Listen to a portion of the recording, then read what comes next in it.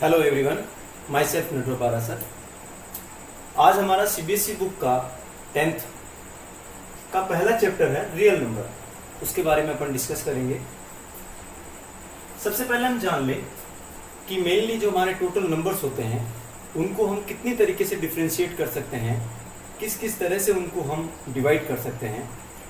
तो स्टार्ट करते हैं कि कोई भी जो नंबर्स हैं ऑल ओवर द वर्ल्ड उनको हम दो टाइप से डिफ्रेंशिएट करेंगे, डिवाइड करेंगे। पहला टाइप होगा रियल नंबर, जो कि हमारा आज का टॉपिक है real number. And second part होगा वो इमेजिनरी का होगा। इसके बारे में हम ज़्यादा डिस्कस यहाँ पे नहीं करेंगे क्योंकि फर्दर 11th क्लास में हमारा जो कॉम्प्लेक्स नंबर्स का जो चैप्टर है उस पर अपन और क्लियर करेंगे। तो रियल नंबर क्या होते हैं? ऐसे नंबर जिनको हम नंबर लाइन पर शो कर सकते हैं। सच नंबर्स विच कैन डिनोट और show on the number line, like rational number, irrational number, even numbers, odd numbers, prime numbers, composite numbers, natural number, all kind of these numbers जो हमको number line पर show कर सकते हैं, वो सारे जो नंबर हैं वो आपके रियल नंबर की कैटेगरी में आएंगे। रिमेनिंग नंबर्स जो हैं, यानी ऐसे नंबर्स जो रियल नहीं हैं, वो ऑटोमेटिकली क्या हो जाएंगे? इमेजिनरी नंबर हो जाएंगे। जैसे कि मैं आपको एग्जांपल देता हूं, कोई भी नेगेटिव नंबर जो कि स्क्वायर रूट के अंदर हो तो ये इमेजिनरी है और इसको हम सिंबल देते हैं आयोटा। इन्हें सिंबल देते हैं आयोटा। यानी हम कह सकते हैं कि इमेजिनरी नंबर जो होता है वो किसी भी रियल नंबर, फॉर एग्जांपल मैंने लिया 4, रियल नंबर का किसी इमेजिनरी के साथ प्रोडक्ट होता है। ये इमेजिनरी वैल्यू है आयोटा। जब ये रियल के साथ ये मिलकर प्रोडक्ट हो गया तो ये 4 आयोटा जो बना है वो इमेजिनरी नंबर हो गया। यानी किसी भी रियल नंबर का इमेजिनरी वैल्यू के साथ जो प्रोडक्ट हो जाता है वो हमारा इमेजिनरी नंबर बन जाता है। थोड़ा सा डिस्कस कर लेते हैं। जो हमारा कॉम्प्लेक्स नंबर होता है,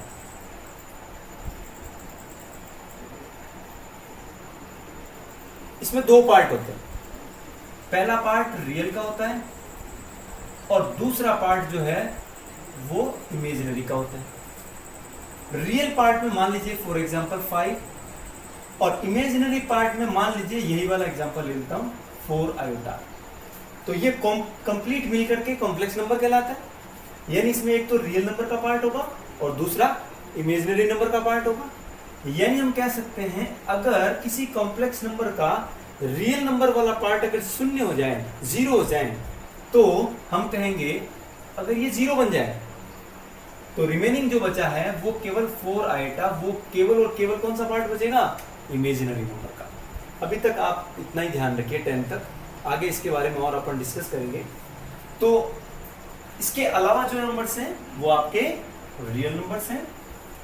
रियल नंबर को फिर हम 2 टाइप में डिफरेंशिएट करेंगे। The first is rational number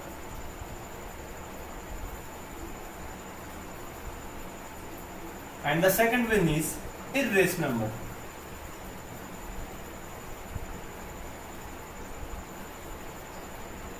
first part आपका रेशनल नंबर और सेकंड पार्ट हो जाएगा इर्रेशनल नंबर। अब इन दोनों की डेफिनेशन क्या है? Rational number, such number which can be defined in the form of P upon Q. Numbers which we can write them in the form of P upon Q, whereas P and Q are integers and q is not equals to 0. Which number can be represented in the form of p upon q, and p and q are integers and q is not equals to 0. क्योंकि अगर किसी के denominator में अगर q का मान value अगर 0 आ गया, इट मीन्स वो इन्फिनिटी हो जाएगा, अनडिटरमाइन हो जाएगा, इसलिए डिनोमिनेटर 0 नहीं होना चाहिए और p एंड q है वो क्या होने चाहिए, इंटीजर्स. ये डेफिनेशन है आपके रियल नंबर की. इरेशनल अपोजिट है इसका. ऐसा नंबर जो रेशनल नहीं है वो क्या है, इरेशनल नंबर है. तो यही इनके लिए डेफिनेशन लगे. जैसे ऐसा नंबर जिसको हम p अपॉन q के रूप में नहीं लिख सकते, a number which cannot be written in the form of p upon q where p and q are integer and q is not equals to 0. हम एग्जांपल लेना चाहें तो स्क्वायर रूट में अंडर रूट 2 लिख लीजिए. वैसे 2 upon 1 p upon q format में है एंड p एंड q क्या है, इंटीजर. तो ये तो था आपका रेशनल. लेकिन अगर आपने कह दिया p और q में से कोई एक अगर इंटीजर नहीं है तो यही नंबर क्या बन जाएगा, इरेशनल. और एग्जांपल लेना चाहें रूट 2, रूट 3, रूट 5, यानी हम कह सकते हैं जिनके ऊपर से स्क्वायर रूट हटा नहीं सकते हैं वो नंबर हमारे हो जाएंगे इरेशनल की कैटेगरी में. इसमें एक मोस्ट पॉपुलर हम एग्जांपल लेते हैं pi. Pi is equal to approximate value 22/7 और पाई की वैल्यू हम 3.14 भी अप्रोक्सीमेट 3.14 भी लेते हैं. और हमने पढ़ा हुआ है कि पाई क्या होता है, pi is the ratio of the circumference of the circle to its diameter of the circle. अब डिस्कस करते हैं हमारा रेशनल नंबर जो है उसको अपन ने छोटी क्लासों में और भी बहुत आगे इसको डिफरेंशिएट किया हुआ है, जैसा मैंने अभी थोड़ी देर पहले बताया भी था. जैसे कि नेचुरल नंबर,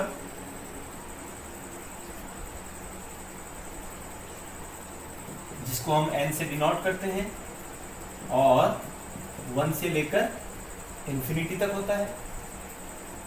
वोल नंबर, जिसको हम w से डिनोट करते हैं and starting from 0 to infinity. And the integer number, integer number जो कि 0 से infinity in positive direction and 0 to infinity in negative direction, ये हमारा कहलाता है इंटीजर नंबर. अब हम डिस्कस करेंगे कि हमारे एक मैथमेटिशियन हुए थे जिनका नाम है Euclid.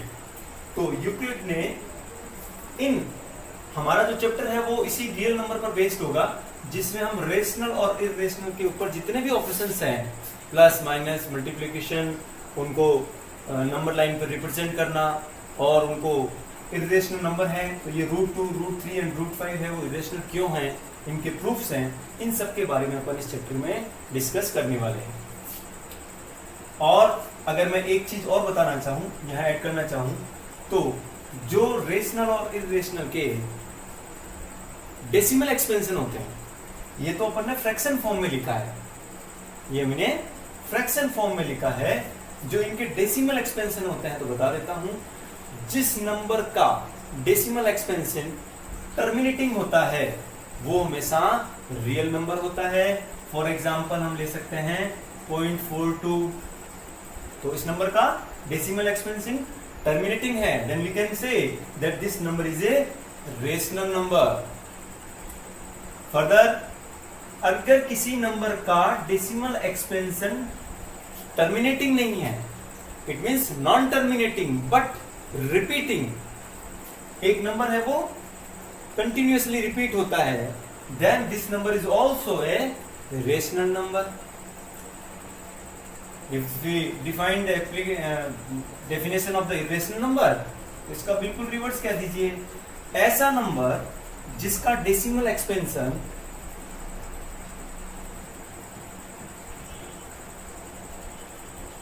Non terminating and non-repeating. It means if the decimal expansion of any number is non-terminating, non-repeating, then this number is also represent or called by the irrational number. तो ये हमने डेसिमल एक्सपेंशन के हिसाब से भी इनको differentiate किया, जो कि हमारे इसी एक्सरसाइज में 1.4 में आगे और अपन डिस्कस करेंगे कि कोई भी नंबर आपको दे दिया जाएगा, उसके डेसिमल एक्सपेंशन को निकालना और उसके हिसाब से उसको बताना कि वो रेशनल है या इर्रेशनल है। चलिए आगे डिस्कस करते हैं।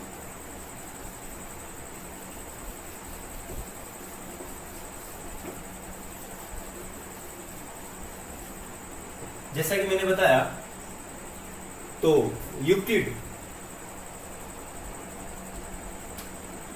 डिवीजन लीमा, यूक्लिड ने एक थ्योरम दी थी जिसका हम यूज इस चैप्टर में दो नंबर के हाईएस्ट कॉमन फैक्टर निकालने में काम में लेने वाले हैं। उनका स्टेटमेंट यह है, if there are two numbers a and b, there are two numbers a and b, and two number a and b are positive integers, a and b are positive integers, then there will be two numbers q and r in between a and b such that a is equals to bq plus r. अगर a और b कोई भी positive integer है तो इन दोनों के बीच में Q और R दो और पॉजिटिव इंटीजर इस प्रकार से होंगे कि वो एक ये रिलेशन को हमेशा सेटिस्फाइड करेंगे, and the relation is A equals to BQ plus R, where R is always less than B, R is always less than B and greater and equals to 0. ये हमारी जो लीमा है वो हमारी किसने दी थी? यूक्लिड ने दी थी। एक बार फिर से रिपीट कर देता हूं, a और b दो नंबर हैं, पॉजिटिव इंटीजर्स हैं, इन दोनों के बीच में q और r इस प्रकार से हैं कि a equals to bq plus r, whereas r is less than b and greater equals to 0। अब आपको ये केवल ये याद रखना है, ये यूक्लिड डिवीजन लीमा यह थ्योरम आपको याद रखनी है, जिसका यूज हम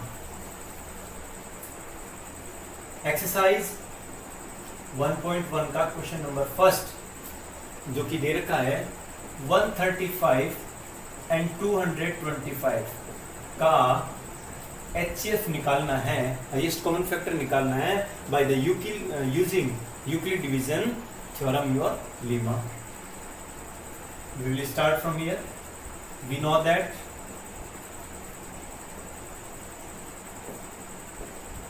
Euclid division lemma is A equals to BQ plus R, where R is less than B and greater equals to 0. अब हमने छोटी क्लासों में HCF निकालने की लॉन्ग डिवीजन मेथड भी हमने यूज किया हुआ है, ठीक उसी को हमने इसमें बदलना है, फॉर्मेट कर चेंज करना है। तो वो मैं थोड़ा सा रिमाइंड करा देता हूं कि जब अपने को 225 और 135 इनका HCF निकालना होता था by the long division method, तो हम इसका डिवाइड करते थे, बन जा 135 बन जा 135 माइनस किया 0 कैरी, ये 12 हो गया, 12 माइनस 3 किया तो 90। ये हमारा रिमाइंडर बच गया, ये हमारा क्वोशिएंट होगा, हम Q से डिनोट करेंगे इसको, ये हमारा रिमाइंडर होगा और ये हमारा डिवाइजर होगा